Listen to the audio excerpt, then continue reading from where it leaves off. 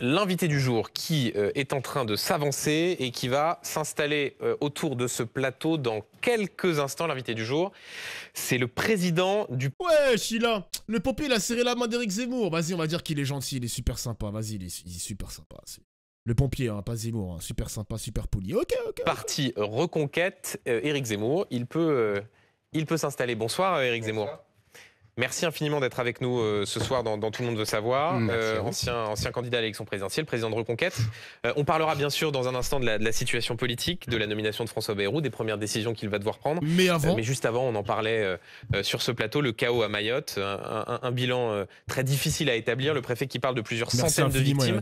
À votre place, hier soir, l'ancien président de la République, François Hollande, parlait d'une tragédie nationale. Vous êtes d'accord avec lui?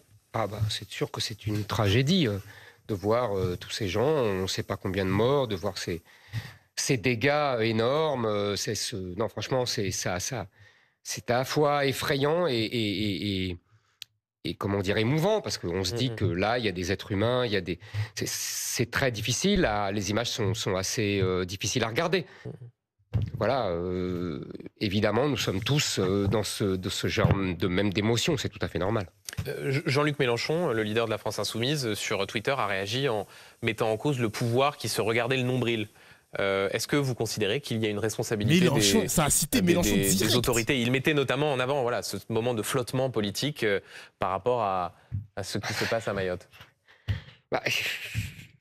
Peut-être que s'il n'avait pas voté la censure, il n'y aurait pas eu de flottement politique. Enfin, je veux dire, bon, c'est un peu dérisoire. Non, en revanche, je vous avoue que ce qui m'agace, là, j'entends un peu ce bruit, même sur votre plateau, c'est comment dire, la critique un peu systématique de la France. Alors, on n'a pas fait ci, on n'a pas fait ça. Moi, je vais vous dire, je trouve que la France est assez admirable dans ses territoires d'outre-mer. Et je n'aime pas quand on met en cause la France. Ça ne veut pas dire qu'on fait tout bien, hein, ça ne veut pas dire que tout est parfait. Et en même temps, avec Zemmour, ce qui est un constat documenté, c'est le sous-investissement à Mayotte, le fait qu'il y ait 40% de moins de lits d'hospitalisation par rapport au département en métropole, qu'il y ait moins de forces de l'ordre, moins de sapeurs-pompiers. Ça, c'est assez difficilement contestable. Mais vous comparez ce qui n'est pas comparable. C'est-à-dire que Mayotte a subi là un événement naturel énorme, terrible, et on a dit tout ce qu'on en pensait. Mais elle subit depuis des années un autre phénomène. C'est-à-dire l'invasion par une population qui la submerge, venue des Comores. Et voilà les gars. Vous savez, je crois que la moitié des naissances dans la maternité de Mayotte vient des Comores. Donc, si vous voulez, elle vit un grand remplacement en petit, si j'ose dire. Mesquina et donc rien à voir avec... mais si, ça a tout à voir. Avec le drame qui a lieu. Pardonnez-moi. Attends, mais il a dit miskine? Non, il a pas dit miskine. Attends. Donc, si vous voulez, elle vit un grand remplacement en petit, si j'ose dire. Mesquina et Zemmour. Mesquina, et donc rien à voir avec... mais si, ça a tout à voir avec le drame qui a lieu. Pardonnez-moi, Benjamin Duhamel. Et le fait que ce qu'expliquent les autorités sur place, c'est que quand on va rentrer dans les bidonvilles, on va à ce moment-là retrouver... des Comoriens. Et alors, qu'est-ce que ça change que ce soit des Comoriens, des Mahorais ou des Mahoraises? Non, vous comprenez pas ce que je dis. Évidemment que les Comoriens sont des êtres humains comme les Mahorais. Donc il faut les soigner, etc. Ne me faites pas dire ce que je ne dis pas. Mais en revanche, ce que je veux vous dire, c'est que toutes les structures de l'île sont absolument submergées par cette invasion migratoire qui vient depuis des années des Comores. Et s'il y a autant de bidonvilles, c'est parce qu'il y a beaucoup de Comoriens et donc d'immigrés clandestins qui viennent là. Mais je maintiens Éric Zemmour. Attendez, et ce n'est pas seulement cela. Quand on va voir d'abord des risques d'épidémie, pourquoi?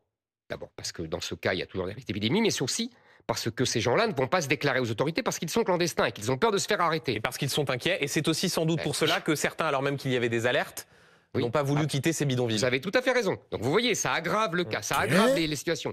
Et deuxièmement, quand on craint des pillages, pourquoi on craint des pillages? C'est parce qu'on sait qu'à Mayotte, il y a depuis des années des violences inouïes du fait de bandes de jeunes Comoriens qui sèment la terreur à coups de machette. Donc vous voyez, tout ça est assez lié et il ne faut pas oublier quelque chose.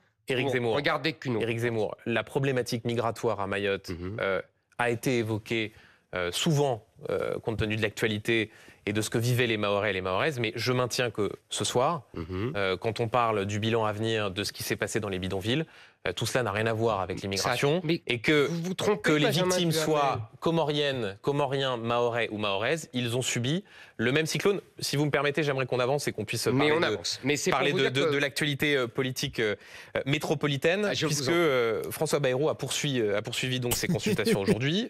C'est le Rassemblement national qui a ouvert le bal ce matin. Les socialistes ont également été reçus. On en parlera dans un instant.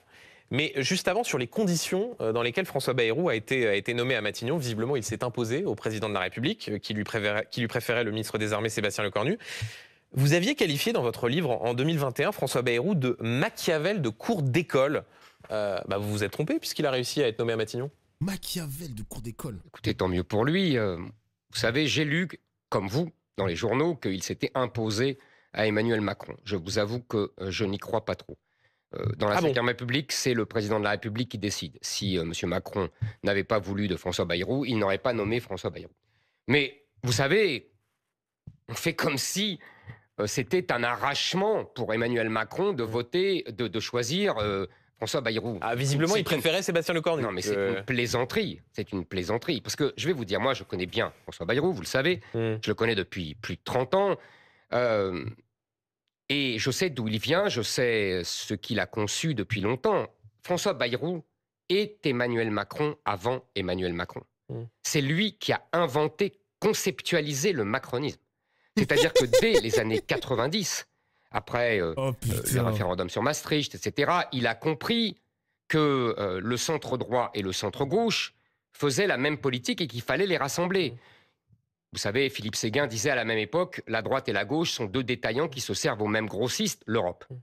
Eh bien, François Bayrou, on a tiré les conclusions. Donc vous auriez préféré que Emmanuel Macron nomme qui? Mais je suis en train de vous expliquer que le choix d'Emmanuel Macron est tout à fait naturel, puisque François Bayrou est la quintessence du macronisme.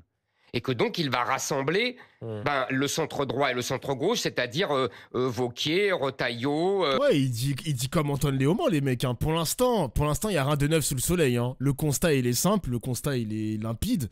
Rien de neuf sous le soleil pour l'instant. Et puis Olivier Faure, et puis François Hollande. C'est pas extrêmement bien parti. Hein. Écoutez, en tout cas, c'est le projet. Ouais. Ce que je veux vous dire, c'est qu'on revient aux sources du macronisme, comme s'il ne s'était rien passé, comme s'il n'y avait pas eu 1000 milliards de dettes, comme s'il n'y avait pas eu Lola, comme s'il n'y avait pas eu Thomas à Crépol, etc., etc. Ce que je veux dire, c'est qu'il y a eu... What? Il a mélangé les dettes, les dettes publiques avec Lola et Crépol. What the fuck? What the fuck? Une évolution. Et que ces gens-là font comme si il n'y avait rien eu. Et c'est ça qui me désole le plus. C'est-à-dire qu'on est revenu à la case départ. On est revenu en 2017, aux sources du macronisme. Donc c'est pour ça que on parlera dans un instant, Éric Zemmour, de... Effectivement, ce qui apparaît comme une crise politique, un blocage des institutions. Mais vous dites c'est un retour en arrière. Qu'aurait-il fallu faire? Mais je vous répète, c'est même pas un retour en arrière, c'est un retour aux sources du macronisme. Alors qu'il s'est passé depuis lors. Mais le président... Moi, vous savez, je ne suis pas... J'entends beaucoup autour, dans tous les débats chez vous et ailleurs, les gens de gauche en particulier, et d'autres qui disent... il faut qu'il respecte la démocratie, qu'il doit désigner un Premier ministre venu du camp qui a gagné, alors que personne n'a gagné, etc. Mais tous ces gens-là font semblant d'oublier que dans la Ve République, c'est le président de la République qui choisit. Donc il fait ce qu'il veut. Encore une fois, moi, après, je n'ai pas à dire qu'est-ce que j'aurais fait. Je ne suis pas à sa place. En revanche, je peux juger des conséquences et de son choix, c'est tout. Priorité au direct. Éric Zemmour, on va écouter François Bayrou. François Bayrou, il veut quoi? Il s'arrête avant d'assister au conseil municipal. Mayotte, le président de la République, à l'instant, a dit oui, à distance, comme tout le monde, comme les agents de Mayotte. Je veux passer bizarre. Allez, une brève prise de parole. Mais c'est un malade, Bayrou. Hein. Mais qu'est-ce qu'il fout à Pau, mon gars? Mais il veut pas lâcher la ville, hein. Jure, il veut pas lâcher le rinté, mon gars. Il a pas un adjoint. L'adjoint au maire, il peut s'en charger du conseil municipal. Du nouveau Premier ministre. Un mot sur ce sujet, puisque on a commencé à monter chez certains, notamment Arthur Delaporte, un député socialiste, qui considérait que c'était indigne de la part de François Bayrou d'assister au conseil municipal à Pau, alors même qu'à Paris avait lieu cette réunion de crise interministérielle et qu'au fond, on ne pouvait pas être à la fois au conseil municipal de Pau et gérer la crise à Mayotte. Franchement, Benjamin Duhamel, j'ai pas envie de rentrer dans ces pics polémiques, picrocolines, si j'ose dire. Donc, parlons des choses sérieuses, si vous voulez bien. Alors, on continue de parler de la situation politique et notamment... Pas un mot, genre, pas un petit commentaire, non, rien à dire. Ok, d'accord. Merci Shanks pour le sub, merci les gars, merci Thomas, merci les gars de soutenir ce stream. Merci à vous. Des conditions qui ont amené à la nomination de François Bayrou, puisque le précédent gouvernement, celui de Michel Barnier, a été censuré par la gauche et par le Rassemblement national. Sarah Knafo, vice-présidente de votre parti, a dit qu'elle ne pense pas qu'elle aurait voté la censure. Donc vous étiez à Reconquête un soutien de Michel Barnier, vous regrettez qu'il ait été censuré ? Voilà un raccourci. Si on regrette du vôtre. Si on regrette que la censure ait été votée, c'est que d'une certaine façon, on est un soutien du gouvernement. Ne faites pas semblant d'être simpliste, Benjamin Duhamel. Je vous assure, vous méritez mieux que ça. Qu'est-ce qu'on dit? On dit il y avait un gouvernement de centre-droit. J'en fais pas le nirvana. Je dis c'est un gouvernement de centre-droit. On dit le Rassemblement national avait dit au début nous ne censurerons pas.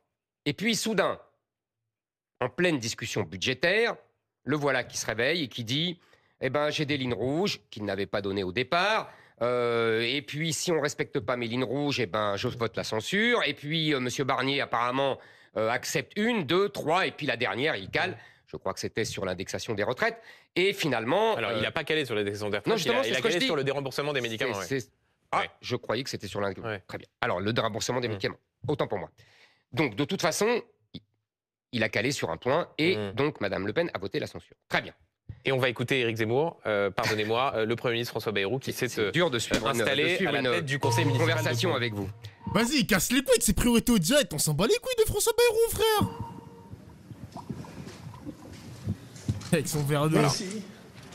François Bayrou qui va donc prendre la parole, Premier ministre et maire de Pau. Il a parlé pour dire quoi? À l'ouverture donc de ce conseil municipal. Bien, François Bayrou qui va donc peut-être prendre la parole dans un instant et nous suivrons bien évidemment sur BFM TV cette prise de parole. C'est l'actualité Éric Zemmour puisque François Bayrou... Qu'est-ce qu'on s'en bat les couilles d'une priorité au direct sur le conseil municipal, mais vraiment, hein, les priorités de BFM TV, hein, vraiment. Bayrou est attendu non seulement sur la situation à Mayotte, mais aussi sur les consultations. On revient donc... Je suis pas sûr qu'il soit attendu sur un conseil municipal de Pau, mais c'est vous qui décidez... Vous avez été journaliste politique, justement, Éric Zemmour, et vous savez que quand un Premier ministre doit prendre la parole, on l'écoute et on essaie de comprendre ce qu'il dit donc. C'est la hiérarchie des sujets. En l'occurrence, je ne pense pas que le conseil municipal de Pau soit aussi important que Éric Zemmour, le gouvernement et la situation politique. Mais c'est votre choix. Le conseil municipal à Pau doit parler de la situation. Et donc, cette fois, c'est la bonne, on écoute François Bayrou. Le président de la République, dans cette de crise, et puis tous les ministres qui étaient là, certains à distance, sur la situation à Mayotte. Comment il est essoufflé? L'île a été frappée par une des catastrophes les plus impressionnantes. Il est vraiment bête, Jean. On dort. Par ce cyclone. C'est un cyclone qui ne s'était pas produit sur l'île depuis 90 ans. Et les dégâts sont absolument considérables. Les dégâts humains sont très difficiles à apprécier. Et pour l'instant, pas du tout fixés. Espérons que ces dégâts humains sont limités. C'est ça la première préoccupation. Mais les conditions de vie... Bon, on va pas se mentir, on s'en fout un peu. Il n'y a pas à tout mettre. Oh, mais miskin Éric Zemmour. Miskin, ça fait au moins 5 minutes, je crois. On fasse une minute de silence pour tous ceux qui ont été atteints. 1 minute de silence. Il diffuse la minute de silence. Il faut... Ah, c'est une dinguerie. Non, c'est une dinguerie BFM TV. Ah, c'est une folie de faire ça. Moi, je dis c'est une folie de faire ça. En plus, Retailleau va s'exprimer aussi. Il y aura une autre priorité. Attends.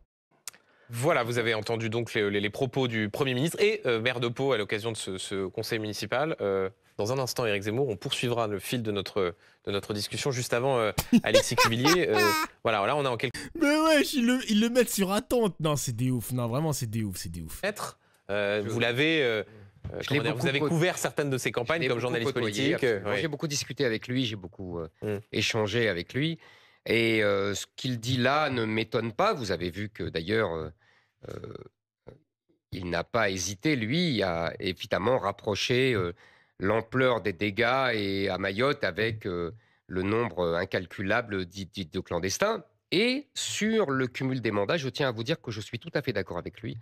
Ça fait longtemps que je défends cette idée. Je pense que ce fut une erreur. Dans la campagne présidentielle de 2022, j'avais d'ailleurs proposé le retour du cumul. Mais ce que je voulais vous dire... Oui, vous étiez en train de parler, au fond, voilà. pour ceux qui nous rejoignent, qui ont écouté François Bayrou, vous étiez en train de souligner l'erreur du Rassemblement national d'avoir voté la motion de censure. Ce que je disais, vous m'interrogiez sur les propos de Sarah Knapo qui disait... J'aurais pas voté la censure. Voilà.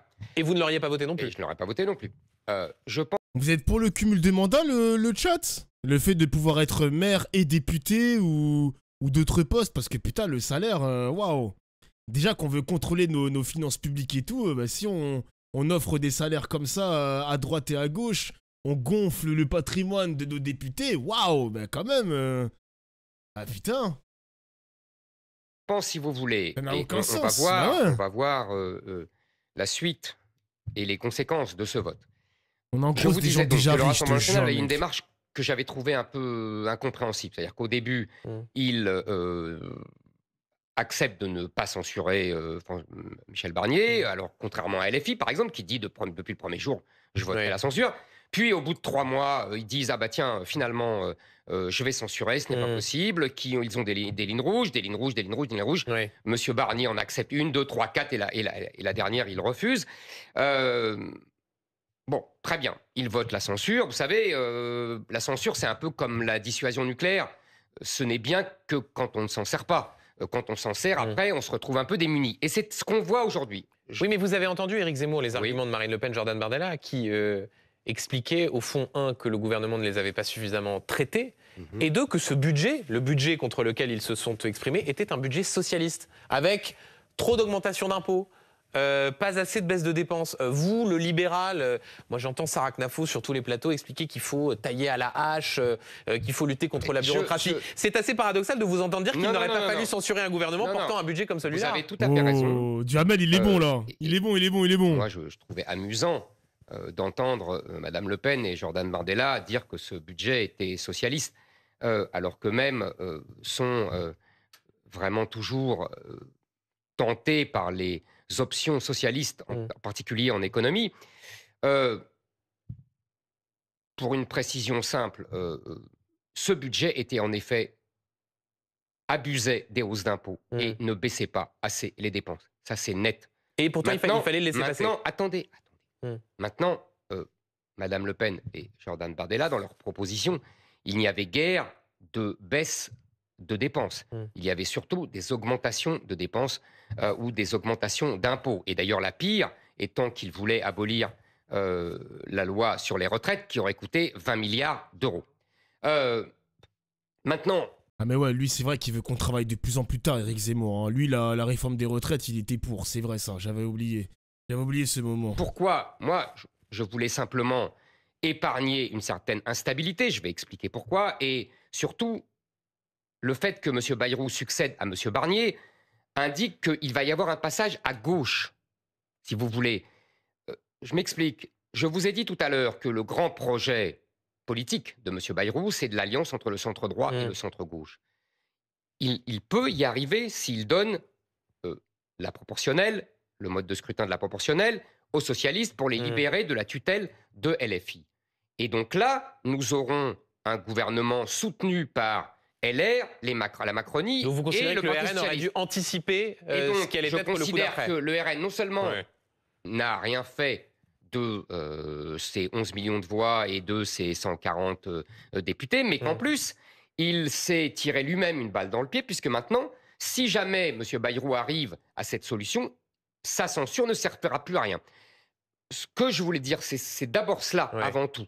Moi, je veux être utile. Je veux que les gens soient utiles. Oui, mais être utile, Éric Zemmour, j'ai du mal à voir dans vos propos-là la solution que vous proposez à cette instabilité. Vous avez dit sur les réseaux sociaux, à quand la fin du cirque? Oui. Mais alors, qu'est-ce que les responsables politiques doivent faire? Il apporte pas grand-chose, là, au débat politique, hein, au débat de fond. Genre, le mec, il était contre la censure, mais finalement, est-ce qu'il y avait pas d'autre choix que de censurer? Il apporte pas grand-chose pour l'instant, Éric Zemmour, là. Vraiment, bon. Doivent faire pour mettre fin à ce cirque? Il y a rien sous le sapin. Revenons à la 4e République. C'est-à-dire que c'est la 4e République. La 4e République, c'est l'instabilité gouvernementale. Les gouvernements qui changent tous les 6 mois, c'est exactement ce qu'on a depuis 2022. Deuxièmement, c'est l'impuissance. C'est-à-dire des gouvernements qui ne gèrent pas les problèmes existentiels, j'espère qu'on en parlera après, que rencontre la France. Et troisièmement, c'est le régime des partis, ce que le général de Gaulle appelait le régime des partis, c'est-à-dire que les partis ne se soucient que de leur propre existence, leur propre prospérité, leur propre croissance, leurs propres intérêts, et non pas les intérêts de la France, et encore moins les intérêts des Français. Donc voilà ce que je dis. Nous sommes revenus sous la 4e République. Et moi, je suis contre la 4e République. Donc quand je vois cette situation, je m'alarme, je m'inquiète, je m'effraie, et je suis en colère. Voilà, c'est tout. C'est tout ce que je dis. À chaque fois, là, Éric Zemmour, on va écouter le ministre de l'Intérieur, Bruno Retailleau, qui prend la parole sur la crise à Mayotte. Peu importe. Merci. Mais c'est une dinguerie de le couper à chaque fois. À tout le temps, puisque nous avions une cellule interministérielle de crise avec le président de la République. Bon, merci. On va essayer d'avancer quand même, mais frère. Il a bien fait de venir, hein. Ah ouais, c'est long. Ah ouais, il est long, celui-là, hein. Ah, c'est très long, hein. Ah ouais, lui aussi va parler, ministre des Outre-mer démissionnaire. En plus, ils vont passer le directeur général de la sécurité civile. Eh ben putain. Et après, il y a le préfet de la Réunion qui vient parler. Eh ben putain. Retailleau qui reparle encore. Miskin Zemmour. Wesh, c'est long. Oh là là là.